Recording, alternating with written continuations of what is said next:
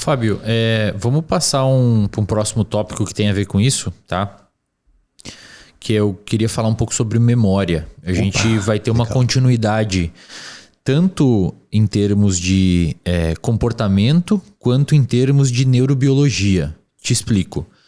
Ok, o sujeito com ou sem TDAH agora, tá? Acho que nesse nível de memória a gente pode falar em um nível só. O sujeito foi lá, conseguiu ter uma atenção sustentada, direcionada a um objetivo, né? Um goal, direct behavior, que utilizam na literatura. Ele conseguiu fazer ali um estudo, conseguiu entender aquela informação, sintetizar aquela informação, assimilar aquela informação. Perfeito. Como que essa informação proveniente de um circuito atencional que está sustentado por um circuito motivacional, como que essa informação ela se transforma em uma memória? E por que algumas informações se transformam e outras não?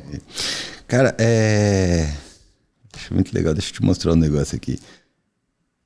Você gosta de desenhar, né? Eu gosto de desenhar. Olha que legal, cara. Vários circuitos. Circuitos da memória. Olha só. Bota aqui na câmera.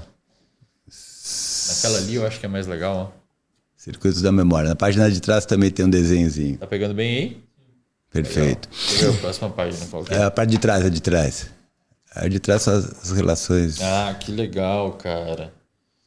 Olha que bacana. Mas por que eu te mostrei esse desenho? Vamos fazer o seguinte, ó. Quando esse episódio aqui sair, porque a gente faz gravado, né, pessoal? Vocês sabem. Quando esse episódio aqui sair, tu bate uma foto disso daqui e posta lá no seu Instagram pro pessoal que tá assistindo agora ir lá ver. Legal, tá? Legal. Olha só aí, ó, galera. Legal. E eu gosto disso porque a gente tem pouca... Interessante aqui, tem uns tópicos, ó. A amígdala tá desenhada, o córtex sensório-motor tá desenhado, o córtex pré-frontal tá desenhado. Então parece que essas áreas são bem importantes na memória, né? Isso, porque a gente até um tempo atrás, a gente tinha uma visão muito localizacionista no cérebro. Então, falou de memória, a gente tá falando de hipotálamo. Hipocampo. Desculpa, hipocampo. Hipotálamo não. Também, mas não. Também, mas não. Né? A gente tava falando de hipocampo, certo? Hoje a gente entende que o circuito da memória, ele é mais extenso. Ele vai envolver hipocampo, certo? Ele vai envolver amígdala, ele vai envolver córtex pré-frontal e córtex parietal. Aliás, esse circuito, quando você fala de funções executivas, ele se sobrepõe, certo? Então, de certa maneira, hoje a gente entende a memória muito mais numa visão de circuito, com vários componentes, né? E antigamente a gente via o sistema de memória mais ou menos linear, com... e aí a gente está falando de memórias episódicas. Deixa eu fazer um... Tá bom.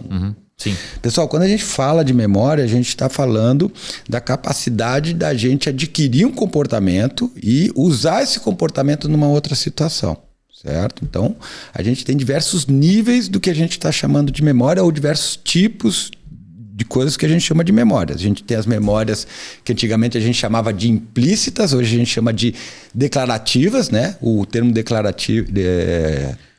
não declarativas predominou, e as outras que são declarativas ou explícitas, né? Geralmente essas ligadas à linguagem. Que é o que a gente, digamos, sabe que sabe. É o que a gente sabe. Como, que por sabe. exemplo, qual que é a capital do Brasil. E quando eu te pergunto alguma coisa, né? As não declarativas, por exemplo, a gente poderia pensar em coisas que você faz, né? Procedimentos, hábitos. Isso, né? Mas também tem aí os condicionamentos associativos, não associativos, enfim. Eu vou deixar as memórias implícitas ou não declarativas de lado e vou me centrar nas memórias declarativas, né? Que envolvem basicamente as memórias episódicas e semântica, certo? E as memórias frontais, né? Que são a memória imediata e memória operacional.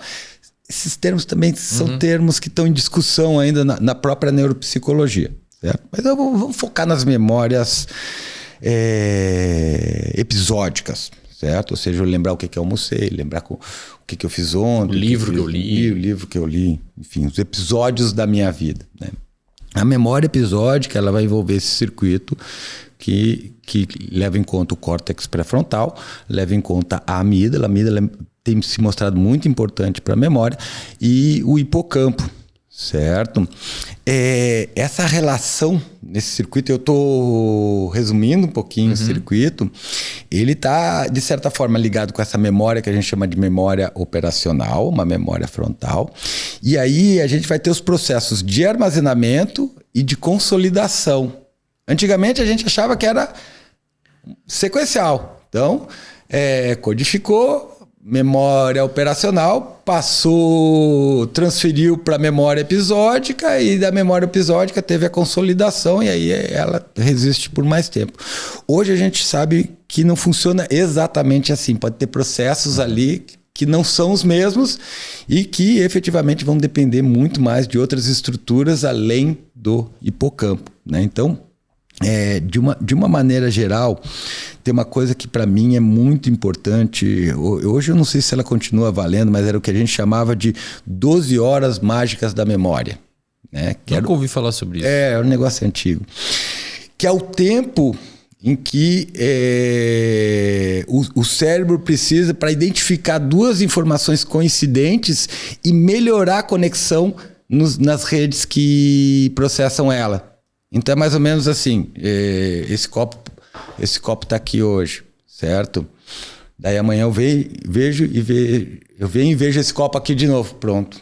Esse já ficou demarcado, porque o cérebro, de certa forma, entende, olha, isso daqui é um estímulo que vai aparecer com frequência no ambiente. Entendi. Certo? Então ele vai reforçar o circuito que processou essa informação, vai melhorar as sinapses desse circuito. Certo? Então, e como é um processo neuroquímico, neurobiológico, ele tem um tempo.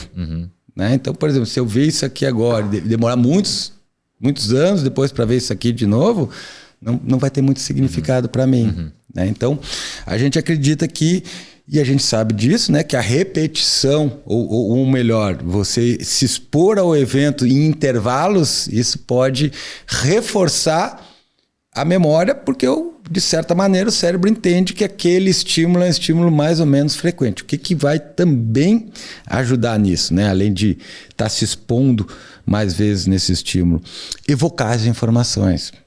As pessoas me perguntam, é melhor ler ou fazer exercício? Eu digo, cara, ler é muito bom, mas vai ser muito legal, porque você vai ter uma dimensão, uma compreensão grande de um determinado assunto, mas você vai dominar os tópicos na medida em que você utilizar aquele conhecimento. Então, cara, ler é bom, fazer exercício vai te ajudar muito. Por quê? Porque aí você está buscando a informação. Ativamente, né? Ativamente. Né? E a consolidação, ela depende da evocação. Quanto mais você evoca uma informação, mais consolidada ela está.